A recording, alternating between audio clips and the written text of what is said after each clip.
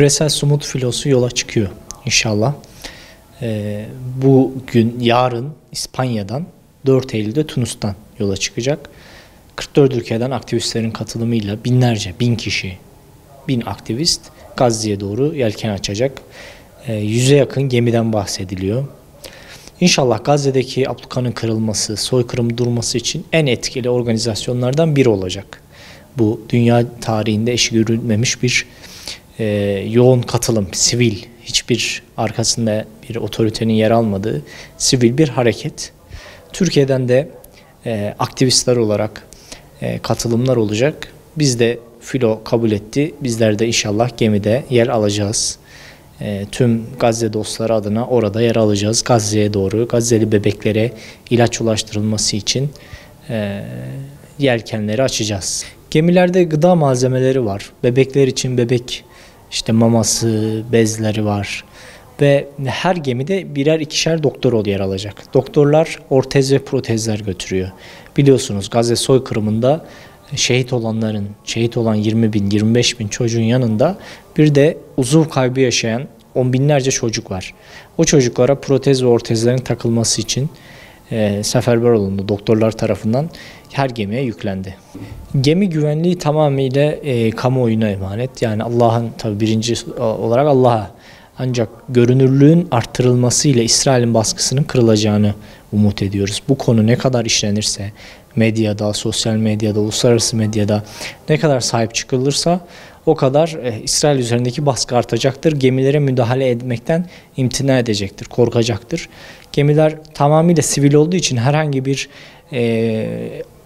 askeri veya yok, bir koruması yok. Sivil. Sadece insanlar insani yardım malzemeleri götürüyor ve basit gemiler. Bunlar öyle tam teçhizatlı bir gemiler de değil. Teknevari bir üst versiyon tekneler, gemiler. O açıdan bizlere düşen bunu duyurmak. Orada yelken açanlara, Gazze'ye doğru harekete geçenlerin yanında yer almak, duyurulmasını sağlamak. Yani umut ediyoruz ki 44 ülkeden katılımıyla böylesi bir organizasyona müdahale edemeyecektir. İsrail bundan çekinecektir. Gazze'ye ulaşacağız. 17 yıllık Gazze ablukası sona erecek. Bu o kadar kötü bir abluka ki gelinliğin dahi girmesi yasaktı. En temel malzemelerin girmesi 17 yıldır yasaktı. Son 2 yılı gördüğümüzde soykırım. Ama son 2 yıldan önce o 15 yılda neler yaşadıklarını yalnızca onlar bilir. Bir hapishane, 2 milyon insanın yaşadığı bir açık hapishane. BM kararları, divanın duvar kararı 2006 tarihli her şeyle uluslararası hukuka aykırı bir şeydir bu Gazze ablukası. Biz de bu ablukanın kırılması için inisiyatif alan aktivistleriz. İnşallah amaca ulaşacağız. Gazze ablukasını yaracağız. Yani İsrail daha önce 2 gemiye müdahale etti. Madlen ve Hanzala gemilerine. Aktivistleri gözaltına aldı. Daha sonra deport etti. İsrail'den çıkarttı. O süreçte biliyoruz ki o ülke vatandaşlarının, devletlerinin baskılarıyla bu olabildi. Eğer Türkiye devleti bize sahip çıkmazsa bizim işlerimiz orada zor olur.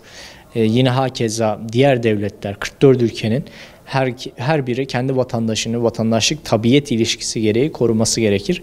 Zira bu durum basit bir seyahat değil. Uluslararası hukukun bize yüklediği bir yükümlülük. Ahlakın, iyi olan ne varsa, insani olan ne varsa, erdemli olan ne özellik varsa onun yükümlülüğü de yüklediği bir yükümlülük. Orada birileri katlediliyorsa o kişilerin kurtarılması, onlara en temel insani malzemelerin götürülmesi için gidiyor. Bu yükümlülüğün devletler de, bireyler de, vatandaşlar da herkesce kabul edilmesi, sahip çıkılması gerekiyor. İnanıyoruz ki devletimiz Gazze soykırımında boş durmuyor, gayretleri var. Ancak sivil inisiyatifin de arkasında durması gerektiğini inanıyoruz, öyle olacağını ümit ediyoruz.